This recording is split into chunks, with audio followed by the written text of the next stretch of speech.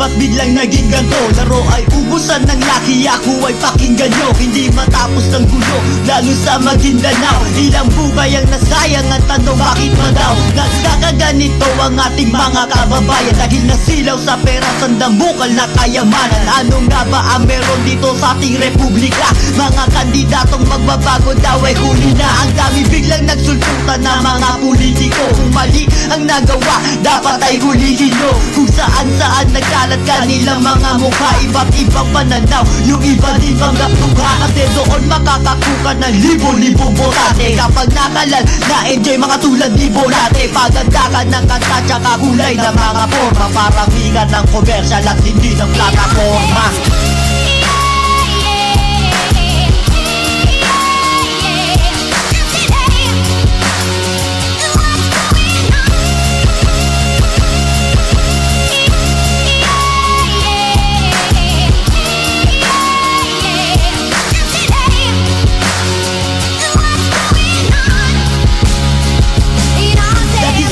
Ng buhay, nagnakaw na ng pantalon. Tumataas din ang krimen sa paglipas ng panahon. Patuloy ang prostitusyon sa mga lugar na madilim. Kung saan konti ang tao, dun madalas ang lagi. Laganap ang masamang gawain sa mga ganung lugar. Madalas sa mga holdapan sa mga tagong lugar. Ang bilang ng nagagakasa patuloy sa pataas. Nakita na lang sa ilo, walang gamit na pataas. Kasi siya ay Pinas na matapos gawing parausa. Dapat putulan ng bayan, baka sakaling matauhan ng gumawa noon sa dalagang walang malay. Nasira kinabukasan dahil lang sa pangangalay ng kanyang ama at tiyong mga ulo ay may sayad. Kasi daw sila'y sawa na sa ligaya na may bayad. Kaya siya ay pinagkasaan, ginawa ng masama ng dahil sa kalibugan ay ang bitayan na pala.